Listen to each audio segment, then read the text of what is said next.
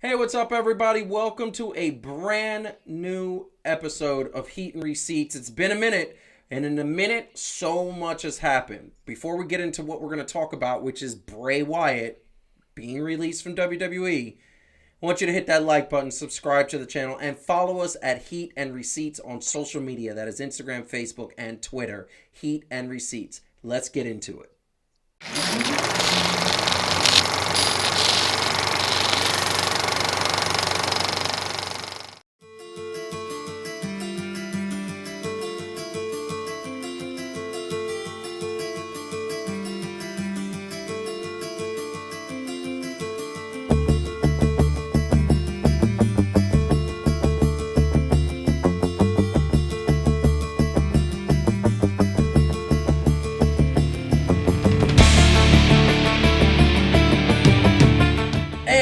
Back and we are ready to talk about Bray Wyatt being released from WWE. I'll tell you right now, a shock. Yet another shock. I don't know how WWE can shock us anymore with the things that they do, but this panel seems to be shocked, and I will tell you why. And I don't know if they feel good about him leaving or fired or bad. I don't know. I want to ask them, how do you feel about Bray Wyatt leaving, being fired from the WWE? Because he's gone. Now he's a free agent starting November 9th. How do you feel about that? Calvin, do you wanna take it? I'm not shocked. You're I, I, I, not? I wish I 'Cause could. I I wish am. I could say I was. I wish I could say I was shocked by anything that the WWE was. I forgot he wrestled. Right? Yeah. Like it Yeah. had been so long. I legit forgot he wrestled, and then he was supposedly sick and all. I mean, at this point, nothing that WWE the company does surprises me. Like I refuse to be surprised. It's the truth. I It's just don't my think I was. face. The only thing I was surprised about is the fact that there were reports weeks ago that he was about to come back. And he was supposed to have a And match he at was. SummerSlam. Yeah. You know? Heidi, do you like this and are you surprised about I this? I you know what? I find most, as you guys know, WWE kind of unwatchable right now. I mean, certainly like SmackDown's good because of Roman, but very little else. NXT is good. NXT has always been good. But actually, I mean, like, Raw is unwatchable. So for me, a talent the caliber of Bray Wyatt, I am excited. Like, I am excited that he is free of the shackles of horrible WWE creative, because that is one of the most creative minds in wrestling. And they have just taken this amazing, beautiful, weird, insane thing he created and booked him terribly, forced him to do all kinds of things that didn't make sense for the character, gave his character essentially to Alexa Bliss for no reason. Yes. And I have to just say, like, I'm excited for Bray Wyatt. I'm excited to see what he could do in a place where his creativity is treated with respect. And so for me, it's sort of like if the Suns said, you know what, we don't want Devin Booker anymore. You'd be like, what? You don't want Devin Booker? But then the Knicks fan in me says, hello. Yes. Devin Booker is available. And I'm right? assuming so that that's how I feel as an AEW and, fan. and I'm assuming that the Knicks in this case are AEW. Oh, absolutely. Yes. Absolutely. Wow, that's a I'm great excited. analogy. I'm excited about the future. And I'm like Calvin, Yeah. I can't like my mouth dropped, but it's more like just how can you be I so showed her stupid? first thing in the morning. You I was know, like, bam. But at the same time I'm like Calvin. I'm like, you get a little numb to it Yeah. after a while. Like, It's they true. can't have nice things. They can't have nice things. And, for those, I'm wearing a shirt right now. Calvin, you saw the shirt before we got it. I'm wearing the Brody Lee shirt. Because if I am maybe AEW, and let me tell you something, this is the point I'm going to lead to the next question. Mm-hmm. We got Braun Strowman, who's a free agent, who WWE has said that they want to bring back, but for less money, and they want to have him work the same. When has anybody come back to a job so they can work the same amount of hours and get paid less? It's I don't like understand something that. like the Michael on The Office would have attempted. Exactly. You know? Then, you just don't run things that way. and Calvin, I'm looking at you. Yeah. Then on top of that, we got Eric Rowan. Who's the person you believe in the most? The younger Did I brother? believe it? Oh, Who do you believe in? Bo Dallas. Little Bo Dallas. Do you believe? I believe. I believe. You believe. And then on top of that, what's amazing is they fired his. And about it, I wanted to ask you this, Calvin. Is JoJo his wife or fiance? I think. I know she's his baby mama, Mother but of 2 children. I think it's just. Not 2. No, remember there was a little scandal. We ain't gonna talk about that. Oh no, yeah. I mean JoJo's only one. Only. I think it's only one baby that got together. I thought she just had another one. She just had another one recently. Good Lord! Yeah. All right. Well, we know what he was doing. I mean, baby, I'm sorry to say this on the air, but if any of us were with JoJo, would you not impregnate her on a regular basis? That was unnecessary. Really? As regular as it could be. I mean, graphic. Well, we're talking about Bray Wyatt. We're not supposed to be censored conversation, okay? And we're talking about his love with JoJo, who's a great person. Settle down. So, do you think he came up with his catchphrase? Or never mind. Let me stop. All right, that was funny. Let me stop. Why is that funny? And what I said isn't funny. Because you were gross and he was. I wasn't gross. Oh my God. Anyway, we're talking about Bray Wyatt. We're talking about the Fiend. Okay. The point is that you got all these free agents out there. You got all these guys out there, Eric Rowan, and they're all connected to this man right here. They all had a special bond and brotherhood behind the scenes.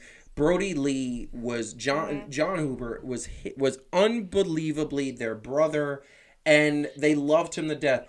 Why Tony Khan should have already called Bray Wyatt and said, we want you to come over, expel these frat boys that we have now turned the Dark Order into, and you bring in Braun Strowman and Eric Rowan to be the new what was the tag team they were called, Calvin, in WWE right before Brody Lee got let go? The Bludgeon Brothers? The Bludgeon Brothers?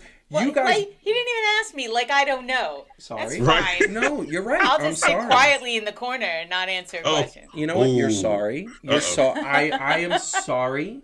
You are 100% right. I will ask you next time. Right. So here's the bottom line. You have the new Bludgeon Brothers, and you could call them something else, obviously. Braun Strowman, Eric Rowan. Immediately they take out the Elite, and they take out these little chandelier wearing like douchebags. Give the Dark Orders look. Hold on. Those guys are good. They just need to be dark again. It's not. There's nothing wrong with the wrestlers. No, I don't want them. But think about it. I don't want. And Calvin, I'm going to let you get in a second. I don't want them to expel the good ones. I think that the two that need to go is the little short dude and the one with the mask. Johnny. He's like the heart and soul. Yeah. What are you talking about, dude? What? He's like the heart and soul. Everybody loves him. Listen to me. I want Johnny Hungy to go out on his own, maybe get that TNT championship. I think he's an amazing talent. I don't think his personality fits with the Dark Order anymore. Well, John Silver does though.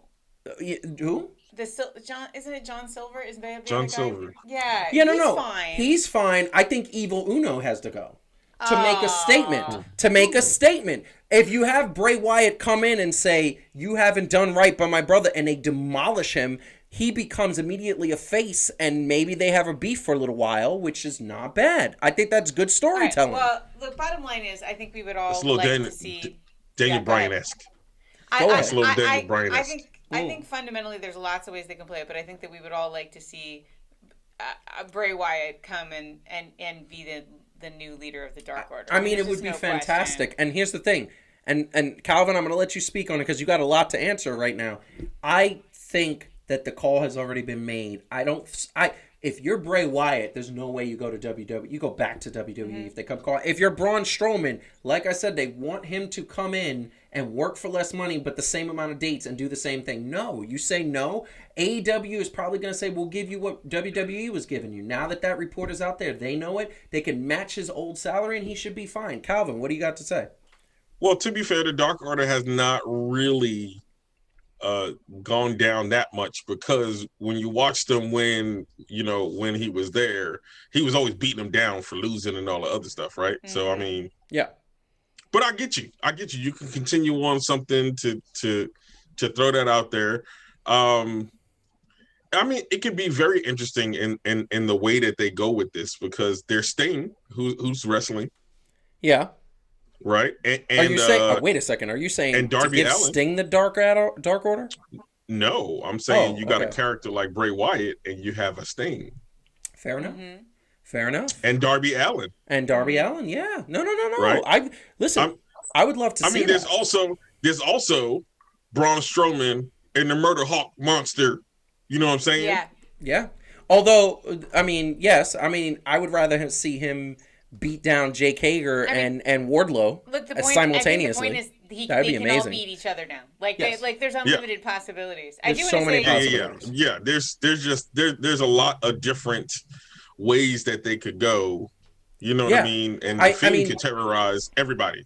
The possibilities are insane, and I think that they need to make that call, and I think it needs to happen. The other thing that I want to mention, and this is truthfully what I want to say, not for nothing, but JoJo is a better interviewer than my man who's always getting herbed. What's the dude that's? No. I think she was a better interviewer. you don't like, yeah, but no. I what's like his him. name? I like him. Calvin, what's his name? Wait. The guy who's always Now we always Marvez. Marvez. Yeah. Marvez. Oh yes. Yeah. Yes. He's good, and look, you could have JoJo just work with the women, and that's great too. I would keep him. I'm not saying to get rid of him, but I just think that normally you see two different people, and Tony Schiavone should stay in the ring doing the interviews. It's fantastic. I want to give credit where credit is due, and I want to say, as presently constituted, for those who think I'm not a Dark Order fan, Dark Order, what they did with the Elite last week in that match, that was one of the best matches I've seen of 2021. It was an amazing match, and they are great. But as Heidi said, Well, they're not dark. They're not dark. They're just the Order. The Order. They're like the Happy Order. And that's not what they were supposed to be. And they're all cowboys now, I guess. Here's one thing I wanted to say. Cody said when he was asked about Bray Wyatt, and so I think this is important, that he said the Rotunda family and the Rhodes family certainly go way back. I can't comment on if I see a spot for him. Which is telling, by the way. He said, I can't comment. I know. He didn't say, I don't know. He said, I can't comment on if I see a spot for him, but I can tell you he's an incredibly creative individual and an incredibly creative man. I can't comment on if he fits in with us, but I can say if he has an ounce of passion for this, that guy can fit in anywhere because he's a very special, special talent. So I mean, clearly that conversation is happening. And this is the thing that I want to just kind of put out there, and this is the leading to the last part of this segment, and then we're going to talk about one other person who just came out, and then we're going to end this. I'm going to be really quick. Mm-hmm. The report is that WWE let him go for financial reasons, except that's the on the surface report. The behind the scenes report is that apparently he was very unhappy with the creative booking of The Fiend, and that this run around he was very controlling, didn't want to give up control of The Fiend's character, and because of that, the relationship wasn't there, and they let him go. So what do you guys think about that? Because I think all of us will definitely agree. No shit, Sherlock. Yeah, I mean, if I was like a 5-star chef, I wouldn't want the McDonald's crew to take over my restaurant either. Yeah. I mean, like, you've made something as extraordinary as Bray Wyatt has made, down to his relationship with the guy, for the mask, the look. I mean, like the whole thing, and then you see what WWE does to it, right? They make things terrible. So that creatives do. Oh my God. No. Vince McMahon. Vince McMahon. Yeah. Is past his prime.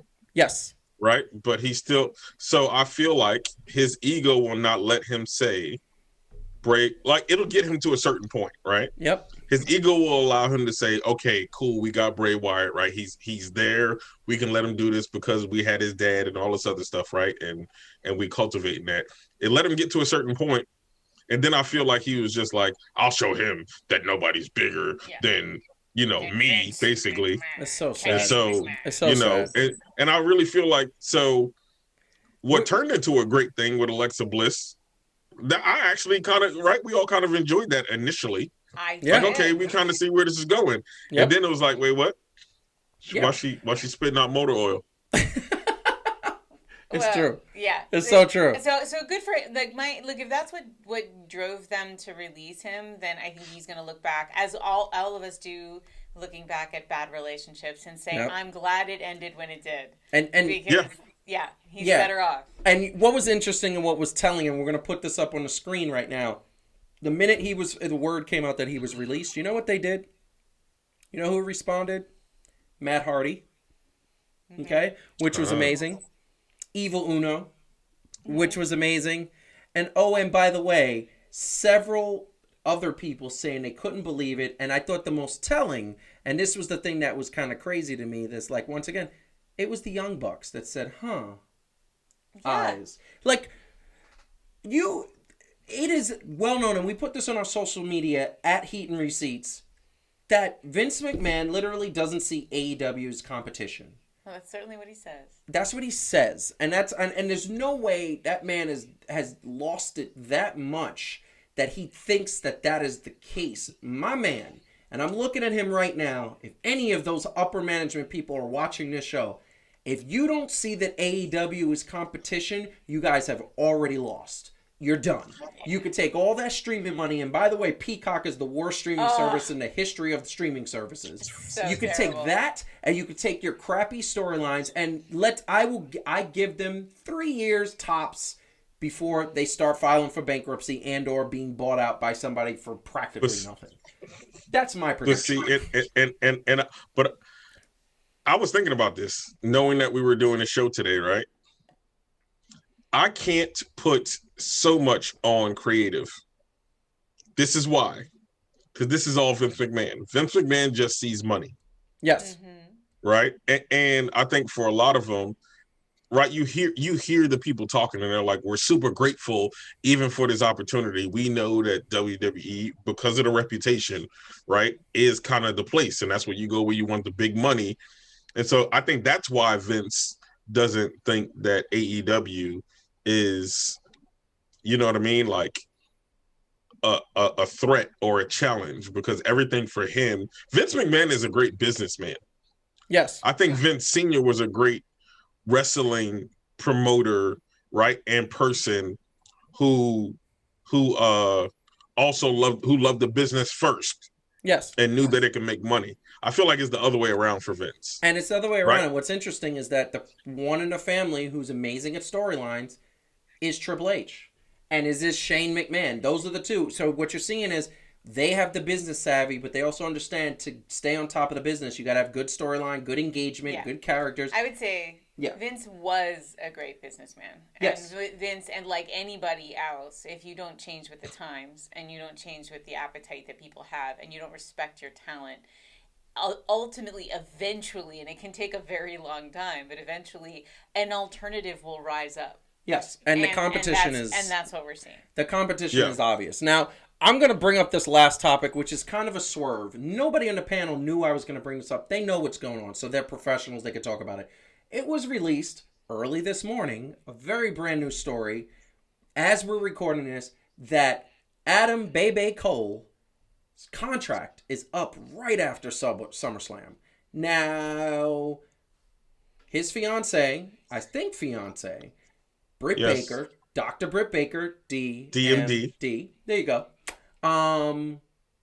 Said that she would love to see him there. And everybody keeps coming at her, wouldn't you love to see your husband? Wouldn't you love to see your husband? Except, she goes, the better storyline is him and the Bullet Club. That's his family before I met him. So the storylines, if he came here, are endless. However, she says that he's happy in NXT and that he wants to stay there. Although he has been offered several contract extensions and has not accepted one of them. So I'm going to throw this to Calvin first, because would you agree, Heidi, that he has watched more NXT and a bigger fan of Adam Cole than both Calvin of us? Calvin is our resident NXT expert. He really is. And I'm going to say, Calvin, hearing what I just said, what do you think about that? Well, I think it's smart for him, right? A la another person that we'll talk about probably at a later time, CM Punk, right? When he had that's the next episode, right? But when he had the Summer of Punk, and that was the whole big deal, right? Isn't it? And then, following the storyline, it could go either way with him and Kyle O'Reilly and however they feel like going. So I think it's beneficial to him, though, to kind of wait it out and see what he can do, especially with these moves just being made, right? Like, so I think that's smart. He could still be happy and very much be like, you know what? I'm going to try to play this out to see exactly what I can get and what I can put in there. And maybe, damn it, we can get some ice cream bars back. Facts. Facts. Those ice cream bars were good. I'm sure very filled with sugar, but they were good. Heidi, what do you think about Adam Cole? If you're Adam Cole, what do you do? And what do you think about the fact that he hasn't extended his contract? I mean, yeah, Calvin's exactly right, as always, Calvin. Jesus. No, I mean, like, nothing said or not said during contract negotiations is meaningful. Because everything said or not said is on purpose so that you can negotiate the best possible deal. So I think the fact that he's saying he's happy doesn't mean anything. You know, the fact that, and the fact that he hasn't extended, that is meaningful. Very. I think you look at what in recent history WWE has done with its talent that it's brought up from NXT to the other labels, and you look at what's happened with Keith Lee. You look at, I mean, just what's his name, like Karrion Kross. Oh, that was horrible. I mean, like that was a That was trash. terrible. That was That was terrible, right? Calvin was so upset about so- that. He texted me. He's like, what the? How do you do this, right? Like, so you look Yeah, at right. you look at so much great NXT talent that kind of gets up to the main Raw. I mean, you look what they did with Aleister Black, who is now killing it as Mordecai Black, by the way. Malachi Black. Yeah. So, Malachi, yes. love that storyline. So point is, you're Adam Cole. You look at what they do to NXT talent when they bring them to the top roster. You look at the fact that your fiance is killing it on this other promotion. You look at all the insane talent that's going over to this other promotion. You look at the fact that they allow more creative control to their. I mean, how in the universe do you choose WWE if you have a real choice? If you're being offered a decent contract by Tony Khan. I mean, so I think it's probably just like, how can I get the most, beneficial contract for me? And that's the right move for him That's the right move for him, but I'm going to tell you right now. And all his friends. I forgot. His friends. All his friends. His family, his friends. Exactly. This is I'm going to say this, and then we got to wrap this up, but I want to tell you right now. I think that Adam Cole is, based on the fact that he hasn't extended his contract, he's worried about two things. One, he's worried about, as you guys said, worried about getting called up to that roster and just being lost. And what always happens. And two, he's worried about the fact that if I'm going to stay in WWE, I need to leverage the fact that I haven't signed for a bigger contract. However, I think that I'm pretty sure the Young Bucks, I'm pretty sure all of Adam Hangman Page, all of those people have said, hey, you need to come over here, and we need this Bullet Club. The fact that the dude from the Bullet Club just challenged the Murder Hawk Monster last week, the young dude, the fact that that is happening on a weekly basis, New Japan Wrestling is there. Excited. What? I'm just excited people get to say Bullet Club out loud. Yeah. Because remember? That Forbidden Door doesn't exist. Yeah. It doesn't exist. And we're going to talk about that in a later episodes, in 2 episodes, because there's so much more to talk about. What do you want to say to the people before we go? Because we got to get on out of here after we said this beautiful opinion.